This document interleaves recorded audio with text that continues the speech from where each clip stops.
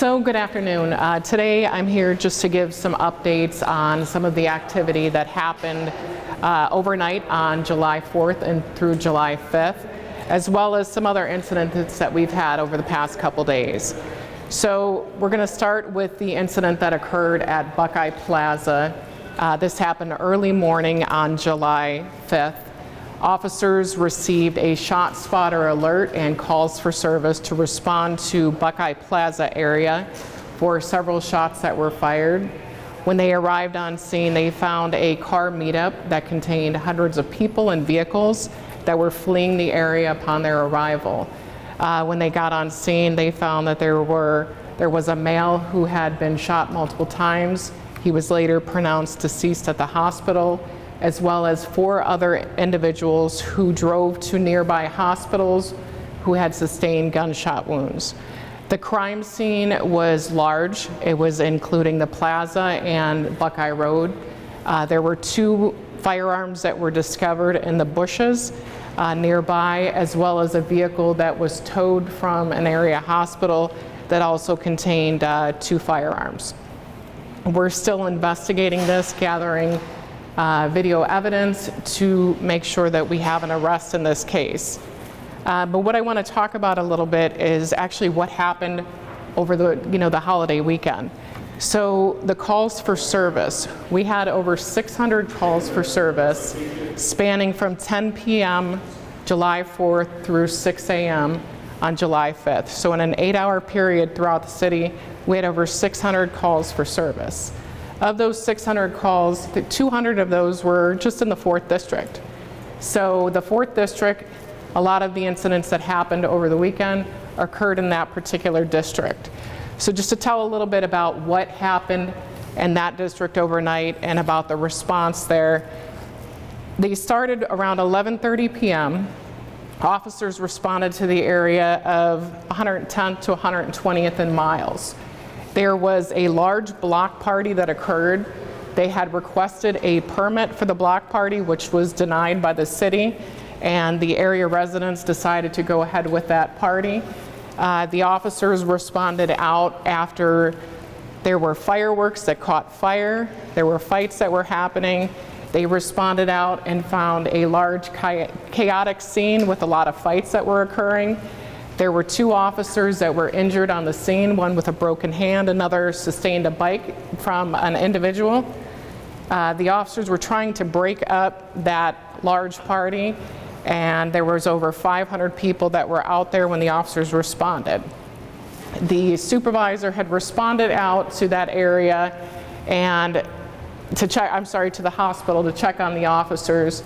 And when he was coming up, he did notice that there was a car meetup in the Buckeye Plaza, which he was trying to gather the officers to respond out to address that. So right around the time he was gathering the cars, it was around 3 a.m., a shot spotter alert came in for the area of Fullerton, the 6900 block of Fullerton. He had to break off there and go over to Fullerton, where they found 2 individuals that were deceased from gunshot wounds, a male and a female. While they were investigating that, he again tried to break his cars off to respond to Buckeye. As they were doing that, it was around 4 a.m., about an hour later. That's when the shot spotter alert had come over for Buckeye Plaza, and then the officers responded. We had officers not only from the 4th District, but from the 3rd District and 1st District that responded out to assist with this large chaotic event. One of the things I want to talk about, because I know a question will come up about staffing.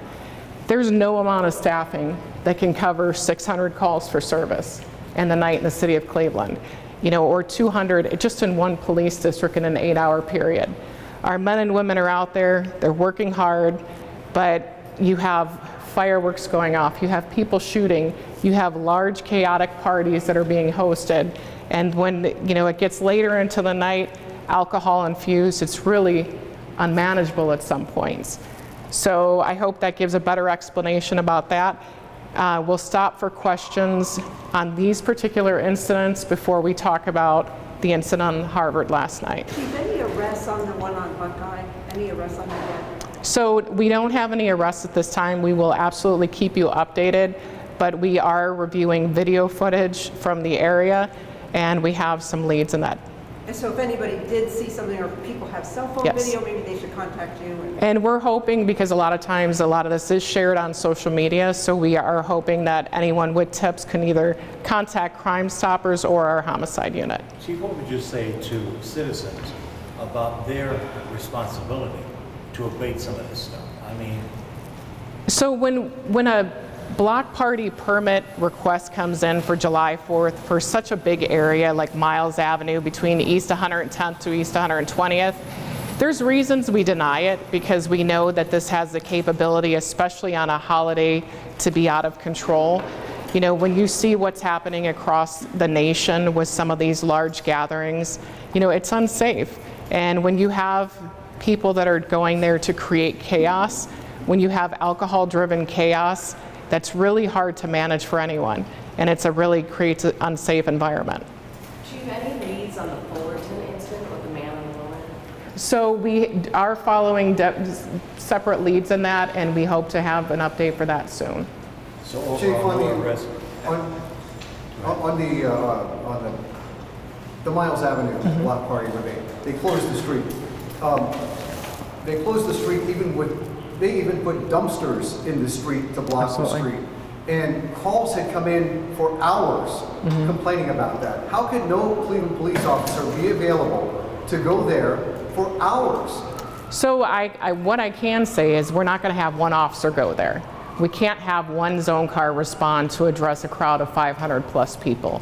We had to make sure we formulated a plan to get several officers on site to actually go out there. Going out there and asking one person asking someone to turn the music down or to stop the party is not going to be successful. We had to go out there with a solid plan, and that's what they did, and they were able to clear that crowd out. And in the big picture, you talk about, you were talking about staffing. I think one of the patterns we see between the Lee and Harvard case, the Miles case, the Buckeye case, the Luther case, we see these large crowds of people. How is it that no police officers ever see any of these large crowds of people until the calls start coming in because of gunfire?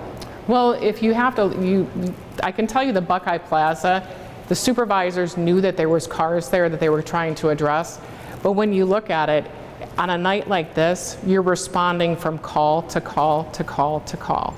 And you're not having the opportunity to just patrol your sector, patrol your zone. They're just responding to every call that comes in. So when you're talking about 600 calls for service citywide that comes in an 8-hour shift, that's a lot of calls for service. You know, and 200 in just one district. You know, that is, you know, there's not time for anything. You know, there's not time for them to stop and check and observe everything that's happening throughout the city. Any thought ever given to calling in the sheriff's department on nights like this, on holiday weekends, when things are likely to get to be this busy? Well, I know that the sheriff's department has their members that are designated, and they have, you know, their assigned patrols. What we do is we called in the cars from the different districts. So we had to, you know, reinforce the fourth district officers by bringing in other cars. If we felt that there was that need for additional outside of the city support, we would absolutely do that. And we've done that on other incidents in the past. Was the city's real-time crime center, was it staffed 24/7? Yes. Okay, so Yes. did that maybe help you get some video? Yeah, it's a critical part of our investigation is reviewing all the footage. And then also if someone has footage available, they can share it with us or the detectives at the districts or in our homicide unit. Chief, this isn't the first time that car meetups have led to violence or been associated with issues in the city, but this is the second time within a month we've seen 2 mass shootings related to these car meetups. What has changed between now and last year? So as far as Why are so many people getting shot at these? that's a question I can't answer. You know, that is absolutely something I can't answer, why someone is resulting in pulling a gun out and shooting at a car meetup. You know, that's for the individuals who are involved in that. But the car meetups, they happen. You know, we have a car meetup detail that runs Friday, Saturday, and Sunday every week. You know, when we talk about what happened, you know, there was the bike night over in the 4th District last night on Harvard, 174th and Harvard. You know, our car meetup detail was working last night. They were over on the west side towing ATVs when that happened, and our helicopter and the cars responded out to break that up. When you have organized events where you have 200-300 cars that are meeting up in the same area, we have to make sure we have a plan in place when we're going out. But these car meetup details that we have are absolutely helping to, their focus is to look for these car meetups, but the participants know, and they move the spots as much as we try to address them. But as for the scale of the gun violence, it does seem, at least with these two, I mean, perhaps it's just anecdotal, but it does seem like the scale of the number of people who are wounded or shot has gone up compared to what we've seen last summer. Is this gang activity? Is this just people retaliation? What is causing so many more people to get shot? Until we get more information, I can't provide that answer. So until we have somebody who gives it, the victims, or there's an arrest made, it'll help us determine exactly what was the cause of it. Was it an argument? What led to the shooting? So we don't have that yet, but we hope to have more answers for that soon. And a lot of residents are concerned because they said there's been 3 shootings. We've had multiple people, just in the past 4 weeks. Are there any changes or anything that you're implementing so that maybe this weekend doesn't happen? I know it's hard to. It's the thing for us is it's unpredictable. We have our violent crime reduction details, we have our traffic initiatives, we have our car meetup details, and we are putting all of our forces out there to try to get ahead of things. But unfortunately, things do happen, and we are doing everything we can, including trying to arrest the individuals involved before there's any some type of retaliation that occurs. Again, I'm sorry? Chief, I apologize if I missed this already. It sounds like you guys had some staffing challenges. How many patrol officers did you have? I can get that answer for you. I'm not sure exactly. And I'm not saying that there was staffing challenges. That's what, again, I don't want to say this is related to staffing, because it doesn't matter if you had hundreds of officers out there. It's not, when you're getting this many calls for service throughout the city in an 8-hour period, all the police we have here couldn't control what was happening. Chief, how do you convince the public that you have control of the streets when we're seeing mass shooting after major event? Now, you call it a mass shooting, and any shooting is any shooting that happens, Yeah, but it's really but we're seeing all these major incidents. So yeah. Given all the major incidents, how do you convince the public that you have control of the streets? Well, if you look at our overall numbers, our violent crime numbers are down. Our homicides are down, almost 30%. Our felonious assaults are down almost 30%. So when you look at that, one incident is too many. But if you look at the overall stats for the city for this year in 2025 compared to even last year, our major crimes like that are down. Even now, the homicide's still down? They're still down. Even after this month? Yes, sir. Okay. Thanks, everybody. Okay. Thank you. Thank you. Appreciate it.